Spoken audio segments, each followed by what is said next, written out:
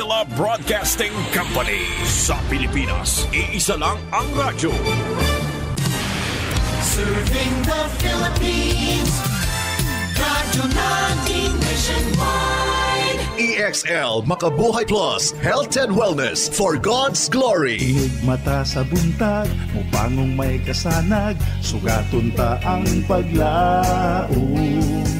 Makabuhay na usab nga day sa tanan, relax una friend. Makisayod una ta dinhi sa atong programa nga maghatod kaninyo og dugang impormasyon bahin sa mga halamang gamot, prutas ug gulay nga magahatag benepisyong kaayuhan sa atoang panlawas. Syempre, dalit kini kanato sa EXL Makabuhay Plus Dietary Supplement. Ang usa ka kapsula nga gihimo alang sa atong kahimsog ug maayong panglawas nga layo sa sakit. Kini sa gihapon si Ate Ging inyong makauban para sa EXL Health Trivia. Hisgutan nato karon ang bahin ni ining loy-ang dulaw o turmeric, usa sa sangkap sa EXL Makabuhay Capsule. Unsa ang mahatag ni ining alibyo sa ato ang mga gibating kondisyon o sakit. Pero una tamo padayon, nakatumar ka na ba sa imong EXL Makabuhay Capsule? Ayaw intawon paglimot-limot diha. Remember, dili dali nga maangkon ang tanang mga importanteng nutrients nga gikinahanglan sa atong lawas gikan sa pagkaon lamang.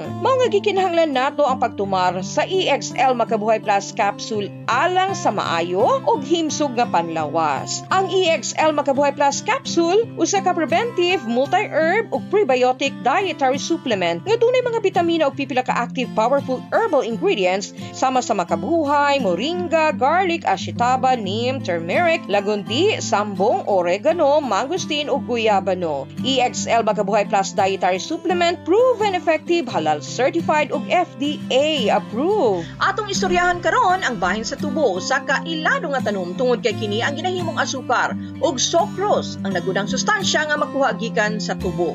Ug abi ninyo, kini nga tanom ginagamit usab sa pagtambal sa pipila ka kondisyon ug mga sakit.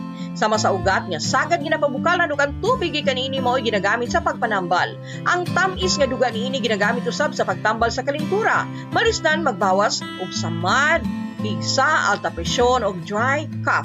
Nga mao ang atong hisgutan sa atong pagbalik. Kalamay na lang ba sa kinabuhi ni Linda? Uy, nagsige na lang man ni siya glaag. Labihan na ka-successful sa kinabuhi. Unsaon na laman ko aniwa pa man ko'y nakabuot? Dili pa ulahi ang tanan para kanimo. Ayaw ikumparay mong kinabuhi sa uban. Labi na og sa social media lang ka nagabase. Importante, muliyo ka sa kinabuhi. Sa gagmay nga lakang nimo kada adlaw, dako na naog agi sa pipila ka bulan. Buhat ang mga butang nga makatabang para kanimo. Ayaw kalimta ang proper diet, exercise, EXL Makabuhay Plus Dietary Capsule o EXL Coffee Mix 17-in-1. Mao kaniyang mga partner nimo aron makabot ang optimum health para ready ka sa mga bagtik na pagsubok nga moabot sa imong kinabuhi. May buhay sa makabuhay. Excellent health, excellent life. EXL Makabuhay Plus.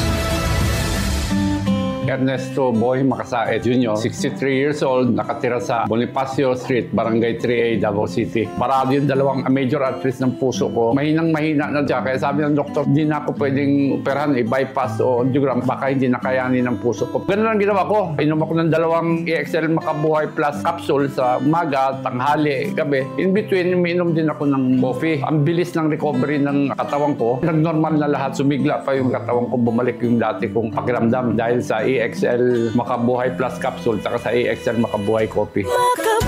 EXL Makabuhay Plus Dietary Capsule. May buhay sa makabuhay. Balik ta sa atong panag-uban, pahinumdum lang kining atong programa gimugna sa EXL Makabuhay Plus nga puno sa gugma og pagpangga kanato nga mahatagan kita kaalam og mga impormasyong kaayuhan para sa tuang panglawas. Inubanan sa pagtuo ug pagsalig sa atong labang makagagahom. EXL Makabuhay Plus Dietary Supplement makapalig-on sa immune system tungod kay gama kini sa puro natural nga ingredients, vitamin C sodium ascorbate ug vitamins B1, B6 ug B12. EXL Makabuhay Plus Capsule ang #1 dietary supplement.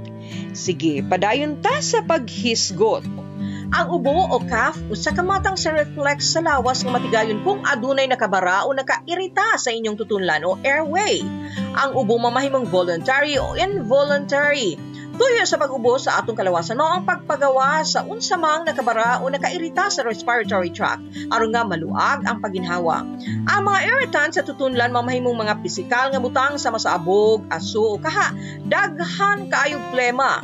Ang mekanismo sa pag-ubo mabahin sa tulo ka parte nga mao ang pagsulod o pasulod nga paginhawa o inhalation. Kalit nga paginhawa samtang sirado ang glotis o ang kalit nga pag-abli sa glotis aron nga mapagawas ang paspas nga paginhawa. Wala mga hulugan nga dunay sakit ang usa ka tawo kung siya muubo. Ang tinuod pa gani niini kay ang panagsa nga pag-ubo normal lamang. Apan angay lamang hatagan og pagtagad kung dili kini moundang o kung dunay saguldugo o sobrang plema. Dunay tulo ka matang sa ubo base sa kung pila ka semana na kini na sinati nimo. Kasagarang hinungdan sa ubo mao ang impeksyon sa respiratory tract. Gawas niini ang pagkadaot sa mga vocal cords o ang pagkairita sa trachea tungod sa sakit nga gastroesophageal reflux. Mamay mo usab ang pag-ubo sintomas sa uban pang seryosong sakit sama sa pagpanghina sa heart o heart failure o pulmonary embolism. Bisan pa man mas ilado ang pag-ubo isip sintomas sa ubang sakit, doon ang usay nagkalain-laing klase.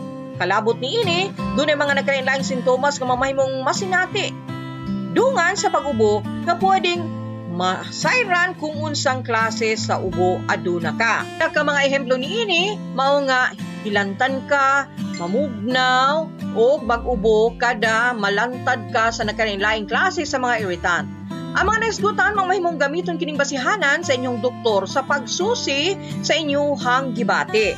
So ang pagtambal sa ubo, nakabase ra gyud na siya kung unsa ang gisugdan niini. Kung kini gumikan ba sa impeksyon, mamahimo kang painomon og antibiotic sa imong doktor. Mamahimo ka usab nga resetahan og cough suppressant. Ilabi na kung nahimong sagabal na ang pag-ubo sa imong pagtulog.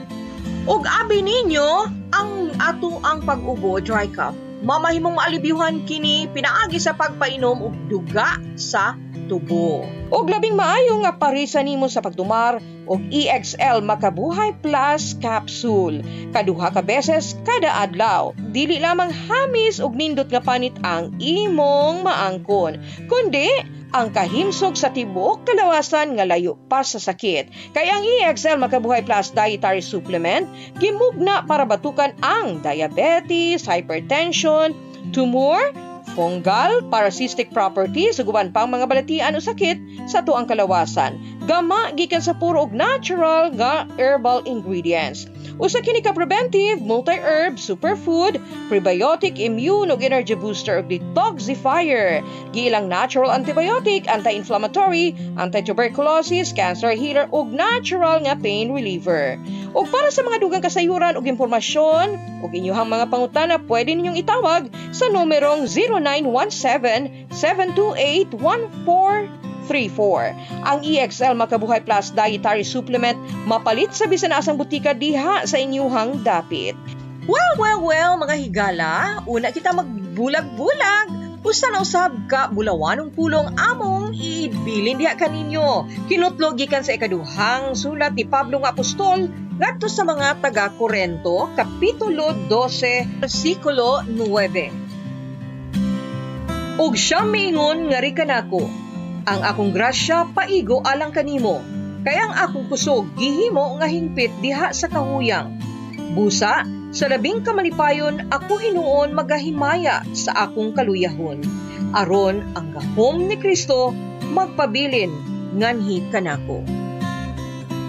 Hinumdumi mga higala, dili baya kompleto ang atuang day ug life kung wala si Ginoong Hesukristo dinhi sa atuang kasing-kasing. Hangtod sa sunod na usab natong panag-uban at iging sa kanunay, moingon kaninyo daghang salamat ug maayong adlaw kaninyong tanan. Kining programa dalit kanato sa EXL Makabuhay Plus Dietary Supplement. Buhay at makulay ang buhay sa EXL Makabuhay. Alang sa inyong mga pangutana, text o tawag sa 0917-7281-434 sa 0917-7281-434. EXL Makabuhay Plus Dietary Supplement. Sigurado o garantisado. Mapalit sa pinakadool nga butika o drugstore sa inyong lugar. Our town, our radio. Radyo natin. Ako si Johnny Altubiros, na-admit ko sa ospital kay maglisod na ko ginhawa.